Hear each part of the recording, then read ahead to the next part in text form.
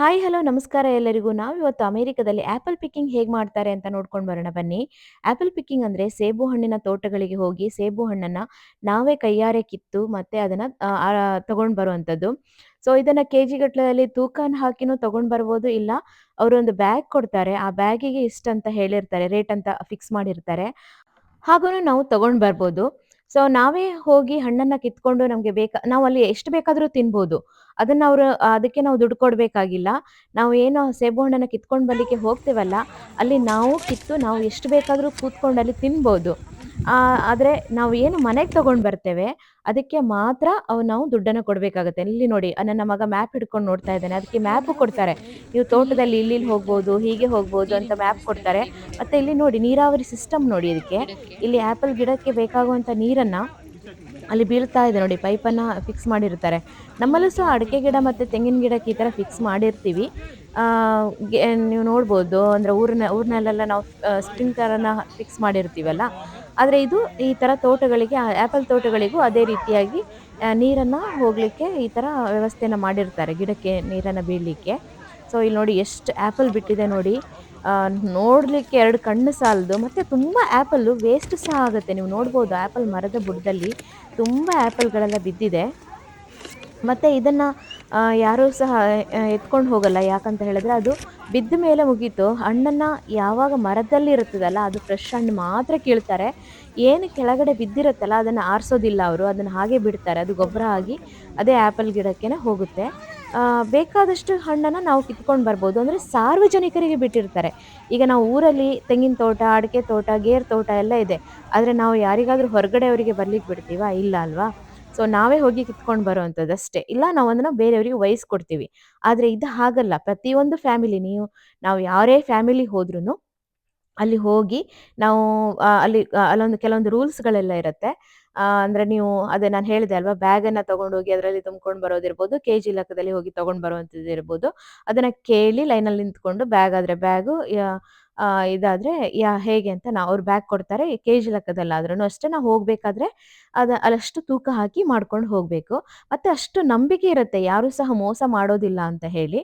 So ಎಷ್ಟು ಮೋಸ ಮಾಡಿದ್ರೂನು ಎಷ್ಟು ಮೋಸ ಮಾಡೋದಕ್ಕಾಗತ್ತೆ ಅಲ್ವಾ? ನೋಡಿ ಹೇಗೆ ಬಿಟ್ಟಿದೆ ಗೊಂಚಲು ಗೊಂಚಲಾಗಿ. ನನ್ಗಂತೂ ಕೆಳಗಡೆ ಬಿದ್ದಿದೆಯಲ್ಲ ಅದನ್ನ ನೋಡೋದಕ್ಕೆ ಬೇಜಾರಾಗ್ತಿತ್ತು. ಯಾಕಂತ ಹೇಳಿದ್ರೆ ಅಷ್ಟು ವೇಸ್ಟ್ ಆಗುತ್ತಲ್ಲ ಅಂತ. ಆ ಈ ಇದನ್ನ ನೋಡ್ಲಿಕ್ಕೆ 2 ಕಣ್ಣು ಸಾಲದು. ಎಷ್ಟು ಚೆನ್ನಾಗಿ ಬೆಳ್ಕೊಂಡಿದೆ ನೋಡಿ, ಎಷ್ಟು ಚೆನ್ನಾಗಿ ಇದಿದೆ, ಬಂದಿದೆ. ಇಲ್ಲಿ ಮಣ್ಣು ಅಷ್ಟೇ ಚೆನ್ನಾಗಿ ಫಲವತ್ತತೆಯಿಂದ ಕೂಡಿರುತ್ತೆ. ಇದು ನೋಡಿ 2 ರೋ ಅಲ್ಲಿ ಇರುತ್ತೆ ಅದು. 2 ರೋ ಇದೇ ರೀತಿ ಎಷ್ಟು ಒಂದು 50, 60 ಲೈನ್‌ಗಳೆಲ್ಲ ಇರುತ್ತೆ.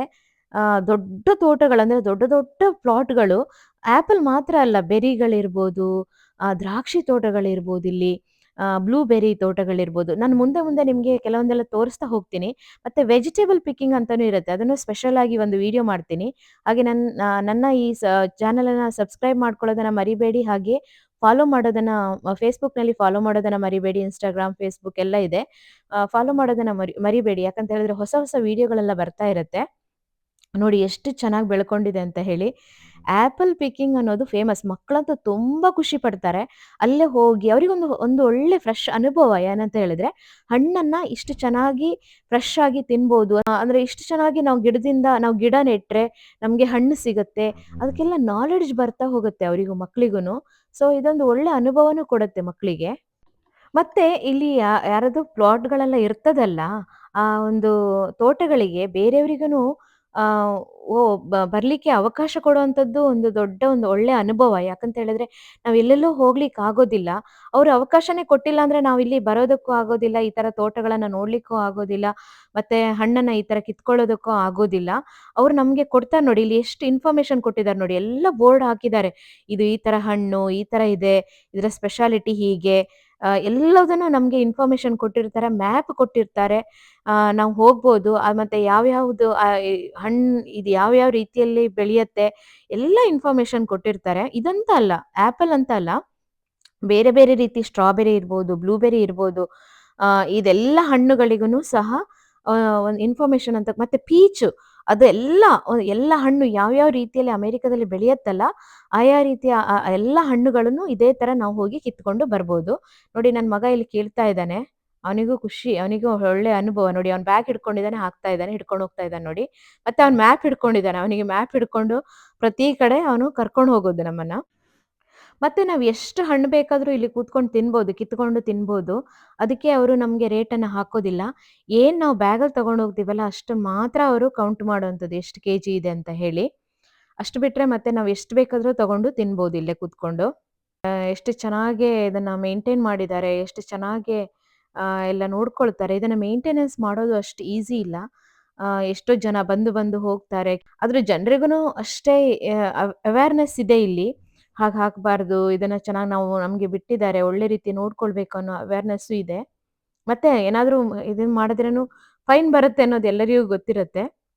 ನನ್ಗಂತೂ ಈ ತೋಟ ನೋಡ್ತಾ ಇದ್ರೆ ಇಲ್ಲೇ ಇರ್ಬೇಕು, ಇಲ್ಲೇ ನೋಡ್ತಾ ಇರ್ಬೇಕಂತ ಅನ್ಸುತ್ತೆ. ಅಷ್ಟು ಚೆನ್ನಾಗಿ ಬೆಳೆದಿದೆ ನೋಡಿ.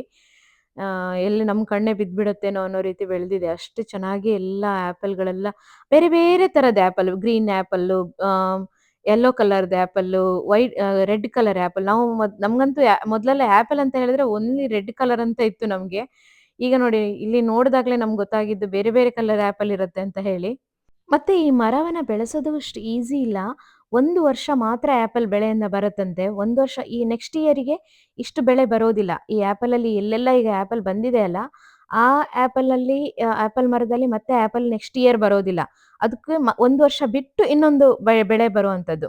ಅಲ್ಲಿವರೆಗೆ ಅವ್ರು ಕಾಯ್ಬೇಕು. ಮತ್ತೆ ಈ ಗಿಡಗಳನ್ನೆಲ್ಲ ಚೆನ್ನಾಗಿ ನೋಡ್ಕೊಳ್ಬೇಕವ್ರು. ಇದರ ಮೇಂಟೆನೆನ್ಸ್‌ಗೂ ದುಡ್ಡಿರುತ್ತೆ ಅವರಿಗೆ. ಎಲ್ಲಾ ರೀತಿಯಲ್ಲೂ ಕಷ್ಟಗಳೆಲ್ಲ ಇರತ್ತೆ. ಹೇಗೆ ನಮ್ಮ ಊರಿನಲ್ಲಿ ರೈತರಿಗೆ ಕಷ್ಟಗಳೆಲ್ಲ ಇರತ್ತೆ, ಅದೇ ರೀತಿ ಅಮೆರಿಕದ ರೈತರಿಗೂ ಸಹ ಕಷ್ಟ ಇರತ್ತೆ. ಆದ್ರೆ ಅವರಿಗೆ ಗವರ್ನಮೆಂಟ್ ಏನ್ ಮಾಡತ್ತೆ ಅಂತ ಹೇಳಿದ್ರೆ, ತುಂಬಾ ಸಪೋರ್ಟಿವ್ ಆಗಿ ನಿಂತ್ಕೊಳ್ಳುತ್ತೆ.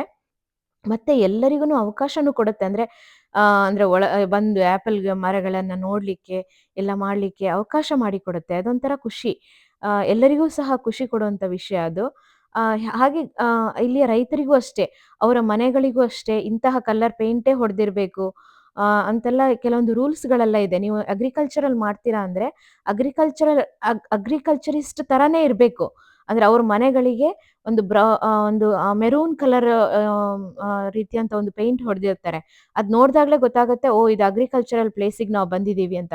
ಮುಂದೆ ನಾನು ತೋರಿಸ್ತೀನಿ ನನ್ನ ವಿಡಿಯೋದಲ್ಲಿ ಹೇಗೆ ಅಗ್ರಿಕಲ್ಚರಿಸ್ಟ್ ಮನೆಗಳೆಲ್ಲ ಇರುತ್ತೆ. ಇಲ್ಲಿಯ ರೀತಿಗಳೆಲ್ಲ ಹೇಗಿದೆ ಅಂತ. ಕಲ್ಚರಿಸ್ಟ್‌ಗಳಿಗೆ ಅವರದ್ದೇ ಆದಂತಹ ಒಂದು ಕೆಲವೊಂದು ರೂಲ್ಸ್ ಅಂಡ್ ರೆಗ್ಯುಲೇಷನ್ ಇದೆ. ಅವರು ಕರೆಕ್ಟಾಗಿ ಅದನ್ನ ಫಾಲೋ ಮಾಡ್ತಾರೆ. ಮೋಸ ಮಾಡ್ಲಿಕ್ಕೆ ಹೋಗೋದಿಲ್ಲ. ಮೋಸ ಮಾಡಿದ್ರೆ ಅವ್ರಿಗೆ ಅದು ಕರೆಕ್ಟಾಗಿ ಫೈನು ಬರುತ್ತೆ ಮನೆಗೆ. ಹೇಗೆ ನಾವು ಟ್ರಾಫಿಕ್ ಸಿಗ್ನಲ್ ಅನ್ನ ನಾವು ಕ್ರಾಸ್ ಮಾಡಿದಾಗ ಹೇಗೆ ಇದು ಬರುತ್ತೆ, ಅದೇ ರೀತಿ ನಮ್ಗೆ ಇದು ಸಹ ಬರುತ್ತೆ. ಅವರಿಗೆ ಫೈನ್ ಸಹ ಬರುತ್ತೆ. ಅದರಲ್ಲಿ ಯಾವುದೇ ಒಂದೆರಡು ಮಾತಿಲ್ಲ. ಓಹ್! ಇವನು ಅಗ್ರಿಕಲ್ಚರಿಸ್ಟು, ಹೋಗ್ಲಿ ಬಿಡು ಪಾಪ, ಈ ತರ ಎಲ್ಲ ಏನೂ ಇಲ್ಲ. ಅವರು ತಪ್ಪು ಮಾಡಿದ್ರೆ ಅವರಿಗೂನು ಸಹ ಏನ್ ಬರುತ್ತೆ, ಅ ತ ಶಿಕ್ಷೆ ಆಗೇ ಆಗುತ್ತೆ. ಸೊ ಹಾಗಾಗಿ ಯಾರೂ ಸಹ ಇಲ್ಲಿ ಹೆಚ್ಚು ಮೋಸ ಮಾಡಕ್ ಹೋಗೋದಿಲ್ಲ. ಹಾಗಾಗಿ ಮತ್ತೆ ಅವ್ರಿಗೆ ಗೊತ್ತಿರುತ್ತೆ, ಇದು ನಮ್ಮದು ನಮ್ಮ ಕಂಟ್ರಿ ಅನ್ನೋದು ತುಂಬಾ ಎಲ್ಲರಿಗೂ ಇರುತ್ತೆ ಅಲ್ವಾ? ಸೊ ಹಾಗಾಗಿ ಯಾರು ಸಹ ಮೋಸ ಮಾಡೋದಕ್ಕೆ ಹೋಗೋದಿಲ್ಲ. ಬಂದವರು ಅಷ್ಟೇ ಇಲ್ಲಿ ಏನ್ ರೂಲ್ಸ್ ಅಂಡ್ ರೆಗ್ಯುಲೇಷನ್ ಇದೆ ಅದನ್ನ ಫಾಲೋ ಮಾಡ್ಕೊಂಡು ಹೋಗ್ತಾರೆ. ಫಾಲೋ ಮಾಡ್ಲಿಲ್ಲ ಅಂದ್ರೆ ಫಾಲೋ ಮಾಡೋ ತರ ಇವ್ರು ಮಾಡ್ತಾರೆ ಅಷ್ಟೇ. ಸೊ ಹಾಗಾಗಿ ಎಲ್ಲರೂ ಸಹ ರೂಲ್ಸ್ ಅನ್ನ ಫಾಲೋ ಮಾಡ್ಕೊಂಡು ಚೆನ್ನಾಗಿ ಏನಿದೆ ಅದನ್ನ ಚೆನ್ನಾಗಿ ಮೇಂಟೈನ್ ಮಾಡ್ಕೊಂಡು ಹೋಗೋದನ್ನ ಎಲ್ಲರೂ ಕಲ್ತ್ಕೊಳ್ತಾರೆ. ಸೊ ನೋಡಿ ಹೇಗೆ ಕಾಣಿಸ್ತಾ ಇದೆ ಅಂತ ಹೇಳಿ. ಮತ್ತೆ ಇಲ್ಲಿ ಕೃಷಿ ಉತ್ಪನ್ನಗಳನ್ನು ಮಾರಾಟಕ್ಕೆ ಇಡ್ಲಾಗತ್ತೆ. ಈ ಆ್ಯಪಲ್‌ನಿಂದ ಮಾಡಿರೋಂಥ ಆ್ಯಪಲ್ ವಿನೆಗರ್ ಇರ್ಬೋದು, ಆಮೇಲೆ ಇದ್ರದ್ದು ಸಾಸ್‌ಗಳಿರ್ಬೋದು, ಚಟ್ನಿಗಳಿರ್ಬೋದು, ಇಂತಹ ಉತ್ಪನ್ನಗಳನ್ನು ಸಹ ಮಾರಾಟಕ್ಕಿಟ್ಟಿರ್ತಾರೆ. ಮತ್ತೆ ಕೆಚಪ್‌ಗಳಿರ್ಬೋದು, ಆ್ಯಪಲ್ ಕೆಚಪ್‌ಗಳಿರ್ಬೋದು, ಇಂಥದ್ದೆಲ್ಲ ಇಟ್ಟಿರ್ತಾರೆ. ತುಂಬ ಚೆನ್ನಾಗಿರುತ್ತೆ ಅದನ್ನ. ನಾವು ಅದನ್ನು ಪರ್ಚೇಸ್ ಮಾಡ್ಕೊಂಡು ಹೋಗ್ತೀವಿ. ಇದರೆಲ್ಲ ಇನ್ಕಮು ಸಹ ಅವರಿಗೆ ಬರುತ್ತೆ. ಈಗ ನೀವೇ ಕಿತ್ಕೊಂಡು, ನೀವೇ ಮಾರ್ಕೊಂಡು ಇದೆಲ್ಲ ಮಾಡೋದಕ್ಕಿಂತ ಇಲ್ಲೇ ಬಂದು ಕಿತ್ಕೊಂಡು ಹೋಗಿ ಅಂತ ಹೇಳಿದ್ರೆ ರಗಳೆ ಇಲ್ಲ ಅಲ್ವಾ? ಮತ್ತೆ ಮೇಜ್‌ಗಳನ್ನೆಲ್ಲ ಮಾಡಿರ್ತಾರೆ ಇಲ್ಲಿ. ಮಕ್ಕಳಿಗೆ ಆಟ ಆಡೋದಕ್ಕಿರ್ಬೋದು, ಮತ್ತೆ ಫೋಟೋ ತೆಗೆಯೋದಕ್ಕೆ ಪ್ಲೇಸ್‌ಗಳೆಲ್ಲ ಇರ್ಬೋದು. ಆ ಥರ ಎಲ್ಲ ಇಟ್ಟಿರ್ತಾರೆ. ಫೋಟೋ ಶೂಟ್‌ಗಳನ್ನ ಮಾಡ್ಕೊಳ್ಳೋದಕ್ಕೆ ಆ ಥರ ಪ್ಲೇಸ್ ಎಲ್ಲ ಇಟ್ಟಿರ್ತಾರೆ. ಹಾಗಾಗಿ ಅವರಿಗೆ ತುಂಬಾ ಅದರಿಂದಾನೂ ಇನ್ಕಮ್ ಬರುತ್ತೆ. ಮತ್ತೆ ಅವರಿಗೆ ನೋಡಿ ನಾವು ಎಷ್ಟು ಕಿತ್ಕೊಂಡು ಹೋಗ್ತೀವಲ್ಲ, ಅಷ್ಟು ಆ್ಯಪಲನ್ನ ಕೀಳೋ ಕೆಲಸ ಅವ್ರಿಗೆ ಆ ಒಂದು ಉಳಿತಾಯ ಆಗತ್ತೆ ಅವರಿಗೆ. ಈಗ ನಾವೇ ಬಂದು, ನಾವೇ ಕಿತ್ಕೊಂಡು, ನಾವೇ ಅವರ ರೇಟ್ ಹಾಕ್ಕೊಂಡು ಹೋಗೋದ್ರಿಂದಾಗಿ ಆ ಒಂದು ಕೂಲಿಯನ್ನ ಕೊಡೋದನ್ನ ಉಳಿಯತ್ತಲ್ವಾ ಅವರಿಗೆ. ಸೊ ಅದು ಒಂಥರ ಅವ್ರಿಗೆ ಇನ್ಕಮ್ ಬಂದ ಹಾಗೆ ಆಗತ್ತೆ. ಫ್ಯಾಮಿಲಿ ಸಮೇತವಾಗಿ ಬಂದು ಈ ಪ್ರಕೃತಿಯ ಮಧ್ಯೆ ಕೂತ್ಕೊಂಡು, ನೋಡ್ಕೊಂಡು, ಹಣ್ಣನ್ನನ್ನು ತಿನ್ಕೊಂಡು ಹೋಗುವಂಥದ್ದು ಒಂದು ಒಳ್ಳೆಯ ಅದ್ಭುತವಾದ ಒಂದು ಅನುಭವ. ನಮ್ಮಲ್ಲೂ ಈ ತರ ಬರ್ಬೇಕಂತ ಅನ್ಸುತ್ತೆ ನನ್ಗೆ. ನಾವು ಗೇರ್ ತೋಟಗಳನ್ನೆಲ್ಲ ಇಡ್ತೀವಿ. ಗೇರ್ ಹಣ್ಣನ್ನ ಕೀಳೋದಕ್ಕೆ ಅಂದ್ರೆ ಕ್ಯಾಶ್ಯೂ ಪಿಕ್ಕಿಂಗ್ ಅಂತ ಈ ತರ ಎಲ್ಲ ಇಡ್ಬೇಕು ಅಂತ ಅನ್ಸುತ್ತೆ. ತುಂಬಾ ಚೆನ್ನಾಗಿರುತ್ತೆ ಅಂತ ಅನ್ಸುತ್ತೆ. ಎಲ್ಲರಿಗೂನು ಒಂದು ಅವಕಾಶ ಸಿಗುತ್ತೆ ಅಲ್ವಾ? ಸೊ ಹಾಗಾಗಿ ಆ ರೀತಿ ನಮ್ಮಲ್ಲೂ ಬರ್ಬೇಕಂದು ನನ್ನ ನನ್ನ ಒಂದು ಆಸೆ ಅದು. ನಾವು ಬ್ಯಾಗಲ್ಲಿ ಆ್ಯಪಲ್ ಎಲ್ಲ ತಗೊಂಡಾಯ್ತು. ಈಗ ಏನು ಮನೆಗೆ ಹೋಗ್ಬೇಕು ಅಂತ ಯೋಚನೆ ಮಾಡ್ತಾ ಇದ್ದೀವಿ. ಹಾಗೆ ನನ್ನ ಈ ಚಾನೆಲ್‌ನ ಸಬ್ಸ್ಕ್ರೈಬ್ ಮಾಡ್ಕೊಳ್ಳೋದನ್ನ ಮರಿಬೇಡಿ. ಬೆಲ್ ಬಟನ್ ಅನ್ನು ಒತ್ತೋದನ್ನ ಮರಿಬೇಡಿ. ಫಾಲೋ ಮಾಡೋದನ್ನ ಮರಿಬೇಡಿ. ಧನ್ಯವಾದಗಳು ಎಲ್ಲರಿಗೂ.